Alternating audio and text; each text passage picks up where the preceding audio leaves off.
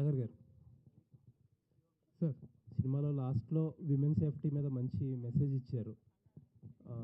ఇప్పటికి మీరు చేసిన సినిమాలన్నీ డిఫరెంట్గా చేసుకుంటూ వెళ్తున్నారు. కొంచెం టైం తీసుకున్నా సరే డిఫరెంట్గా చేసుకుని వెళ్తున్నారు. సార్ టెలివిజన్లో ఒక సెటిల్డ్ కెరియర్ని వదిలేసి ఇక్కడికి వచ్చారు. ఇప్పుడు ఆల్మోస్ట్ ఇన్ని సినిమాల రిజల్ట్లు చూశారు. ఈ సినిమా ఓపెనింగ్స్ వరకు చూశారు. ఎగ్జాక్ట్లీ. వెనక్కి తిరిగి చూసుకుంటుంటే ఇదంతా వర్త్ ఇట్ అని అనిపిస్తుందా లేదా? డెఫినెట్గా వర్త్ ఇట్ సార్.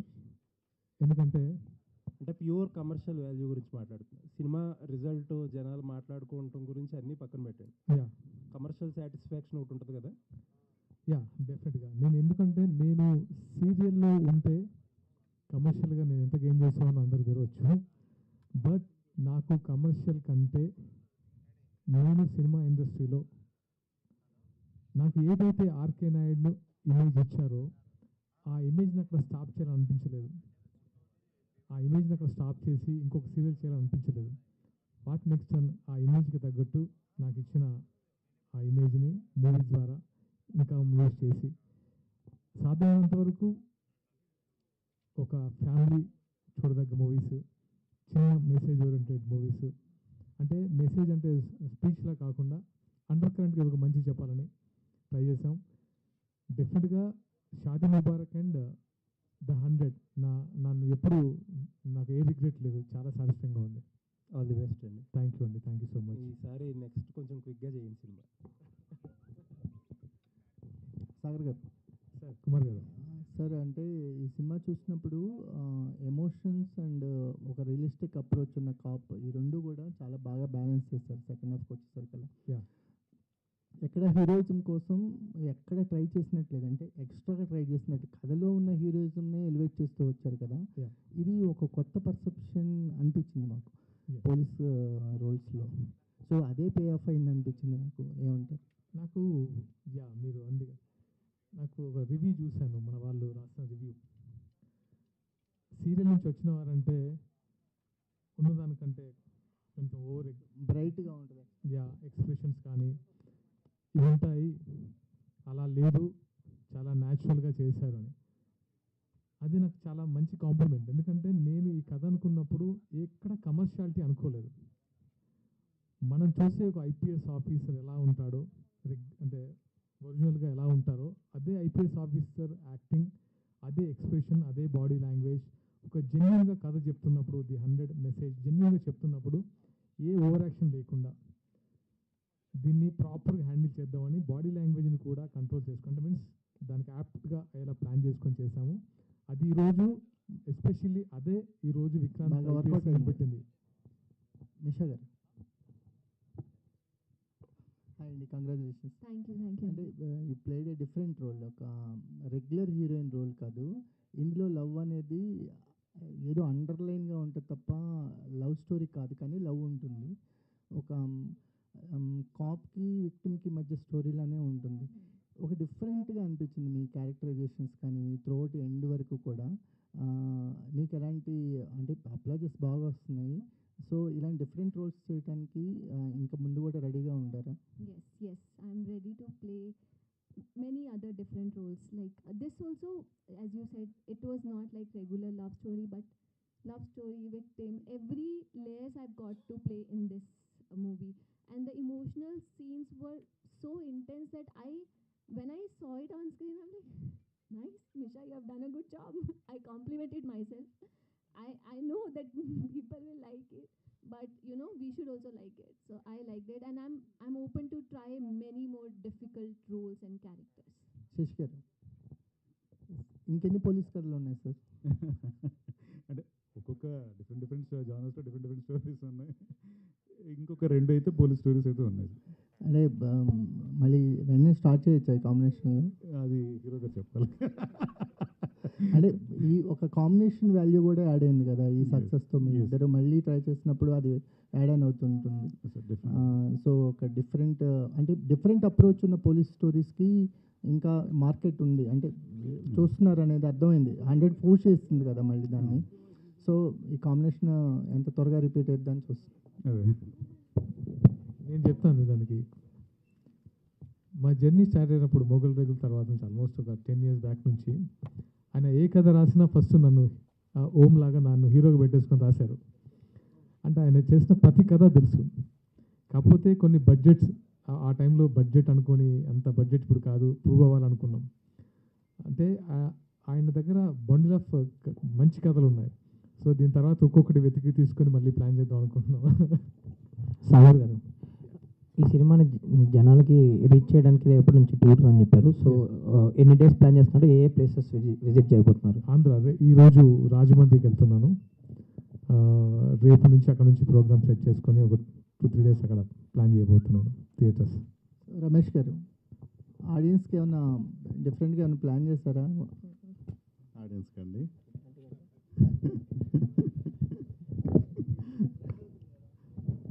సార్ మీరేం సజెషన్ ఇస్తారు చెప్పండి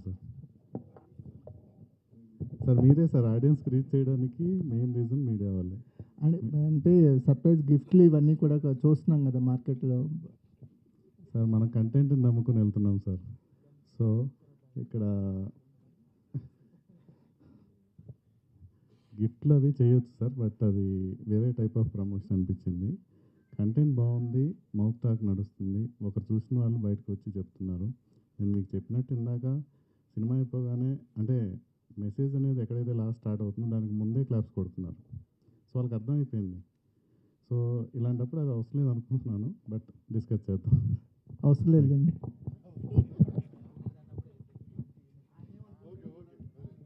సాగర్ గారు, సో అంటే ముందు నుంచి చాలామందికి ముందే షోస్ వేసేసి చూపించడం చూసాం మేము. అండ్ మాకు కూడా 2 days బిఫోర్ వేయడం జరిగింది. అయితే మీకు బాగా నచ్చిన బెస్ట్ కాంప్లిమెంట్ ఏంటి? ఆఫ్టర్ వాచింగ్ ఫిలిం వచ్చిన బెస్ట్ కాంప్లిమెంట్ ఏంటి? ద 100 నుంచమ్మా? ఆ, ద 100 నుంచి ఫస్ట్ థింగ్ నాకు వచ్చిన బెస్ట్ కాంప్లిమెంట్స్ మీడియా ద్వారానే. పోలీస్ కట్అవుట్కి పర్ఫెక్ట్ సూట్ అయ్యారని. దాంతోపాటు సినిమా గురించి ఒక్కరు కూడా నాకు నెగిటివ్ కామెంట్ రాలేదు. అంటే దీంట్లో ఉన్న కంటెంట్ అలాంటిది. సో ప్రతి ఒక్కరి గురించి ప్రతి క్యారెక్టర్ గురించి వాళ్ళు డిఫైన్ చేసి రాస్తారు. ఏ క్యారెక్టర్ గురించి వీళ్ళు బాగా చేయలేదని రాయలేదు. అది సినిమా గురించి ఓవరాల్గా నెగిటివ్ రాలేదు. అండ్ ఆడియన్స్ ఏంటంటే వాళ్ళు ఫస్ట్ థింగ్ చూసిన ప్రతి ఒక్కరు ఇది కదా ఎక్స్పెక్ట్ చేసింది, ఇలాంటి కథలు రావాలని. అండ్ దాంతోపాటు ఎవరు అంటే ఎగ్జైటింగ్గా నా కాల్స్ ఫస్ట్ టైం నాకు ఇండస్ట్రీ నుంచి కాల్స్ వచ్చాయి. కంగ్రాచ్యులేషన్స్ అని, అది నేను చాలా హ్యాపీ ఫీల్ అయ్యాను. ఇండస్ట్రీలో చాలామంది ఫోన్ చేసి ఇది ఈ ఫ్రైడే కంగ్రాచ్యులేషన్స్, మూవీ చాలా బాగుందట, మేము చూస్తామని చూసి మరి కాల్ చేశారు. అందరికీ thank you so much. Congratulations and wish గారు. Yes, sir. సో మీకు ఎలా అనిపించింది ఆఫ్టర్ సీయింగ్ రెస్పాన్స్? జనాలతోటి సినిమా కలిసి చూసారు, you watched with the audience and all. How is that response for you? The response is very positive. Everybody who is coming out of the theaters, they are coming out with that vibes, you know, that trance. Wow. Like everybody is praising about the story, about the climax, about the characters, the actors. As he said, no negative thought, like no negative talk is out. Everybody is talking only and only positive. It's just that people should go and watch it. Whoever is watching it, they are praising about the movie. We want everyone to go and watch it. Each one of you. Yeah, so the response is good. I am happy. We are happy. The hard work we have put into the movie, everybody can see that, and we are enjoying the outcome now. Thank you. Producer గారు, సినిమాలో women safety గురించి ఒక message ఉందని చెప్తున్నారు. ఉమెన్కి special shows ఏమైనా plan చేస్తున్నారా? అనుకుంటున్నామండి. పోలీస్ డిపార్ట్మెంట్ వాళ్ళకి కూడా కొన్ని షోస్ అనుకుంటున్నాం. ఇక్కడ మన స్పెషల్ గెస్ట్గా రవీంద్ర గారు వచ్చారు, అన్ఎక్స్పెక్టెడ్ గెస్ట్. ఆయన యాక్చువల్గా 1 year బ్యాక్ వచ్చి సాగర్ గారిని కలిశారు మా ఆఫీస్లో.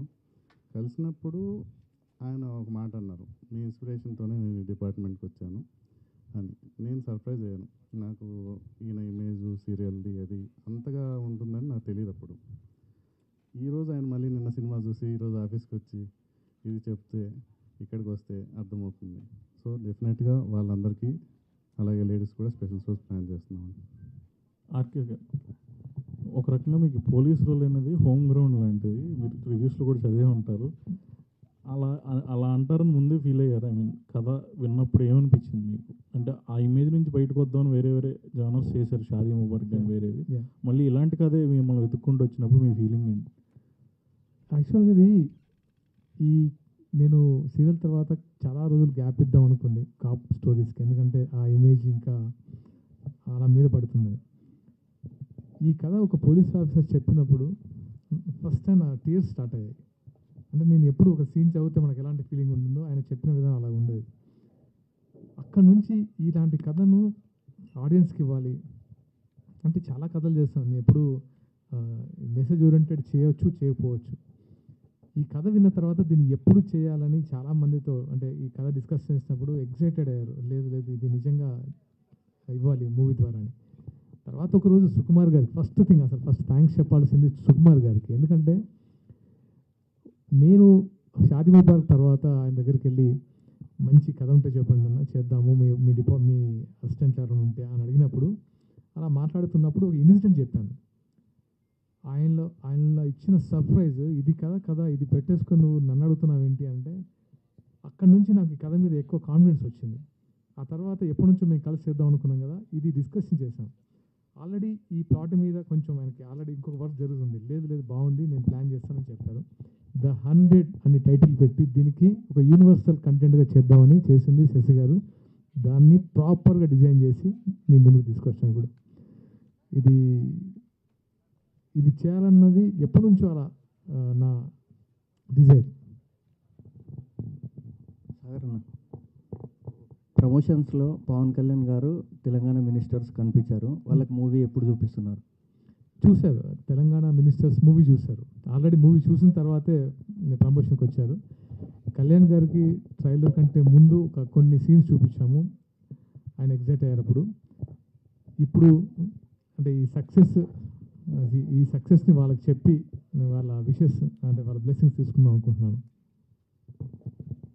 సాగర్ గారు, మీరు ఆల్రెడీ ఒక పోలీస్ క్యారెక్టర్కి యాప్ట్ పర్సన్గా మీరు ఆడియన్స్ అందరూ మనసు గెలుచుకున్నారు. సో ఈ సినిమాతోటి మిమ్మల్ని టాప్ స్టార్గా ఫిక్సప్ చేయొచ్చా?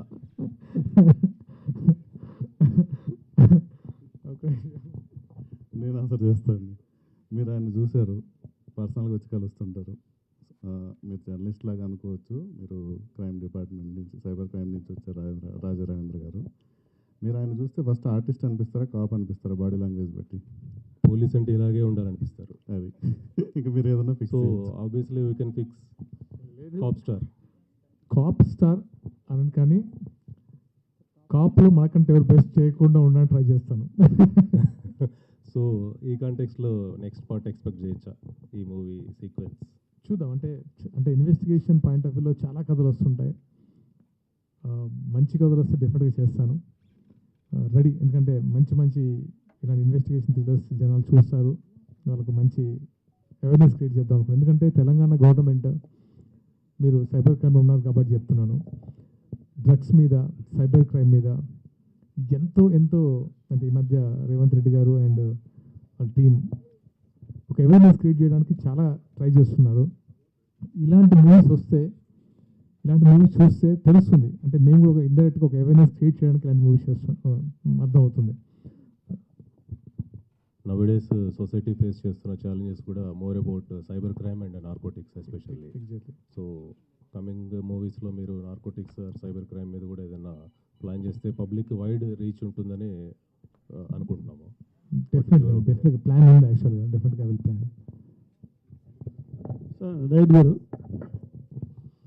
డైరెక్టర్ అంటే స్క్రీన్ ప్లే చాలా ఆసక్తికరంగా మలచాలి, దాన్ని ఈ సినిమాలో చూసాం.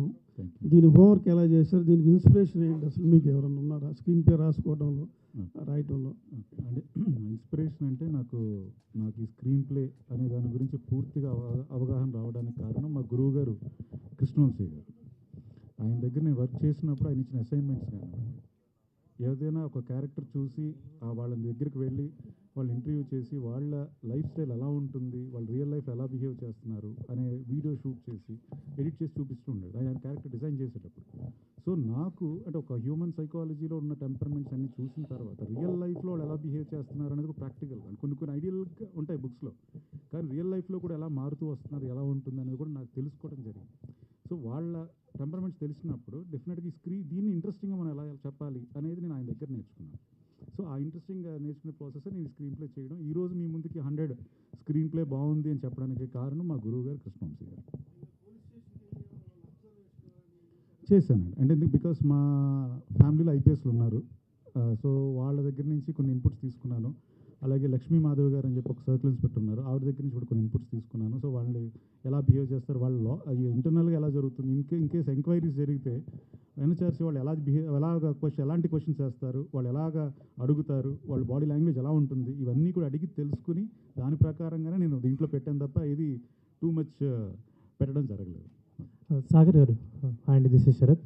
అండ్ మీరు ఈ ప్రమోషన్స్లో వీటిల్లో భాగంగా గతంలో మీకు జరిగిన సినిమా ఎక్స్పీరియన్సెస్ గురించి కొన్ని షేర్ చేసుకున్నారు, సినిమా రోల్స్ గురించి, వేరే సినిమాస్ గురించి.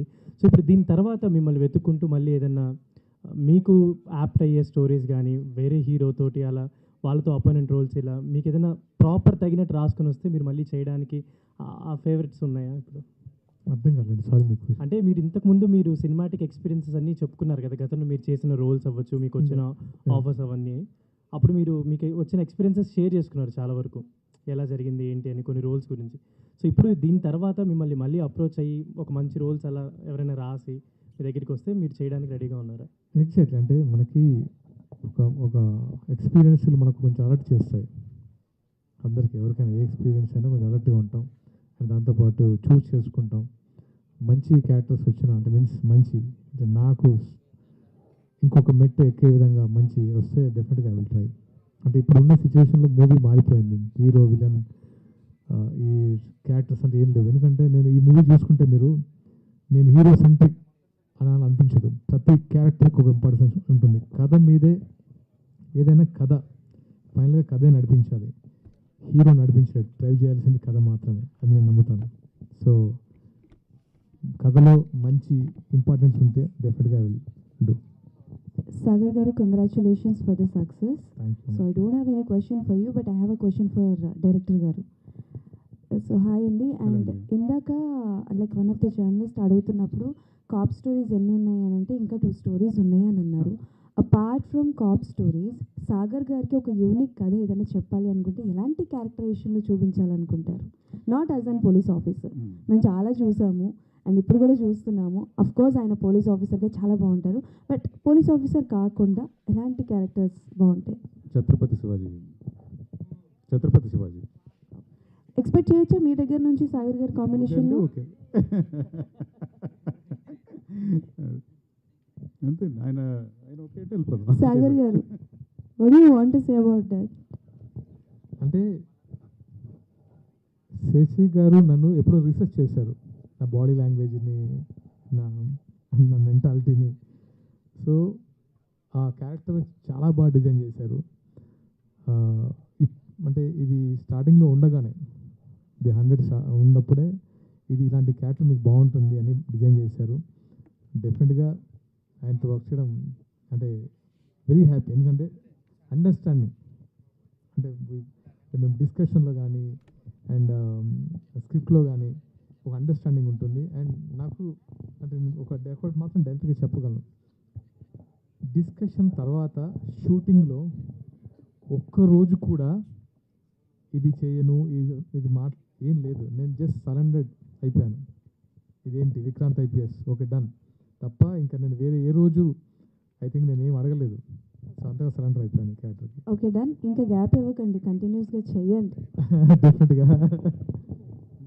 సాగర్ గారు, hello sir. First of all congrats sir. Thank you అండి, థ్యాంక్ యూ సో మచ్. సినిమాలో ఒక చాలా మంచి మెసేజ్ ఉంది.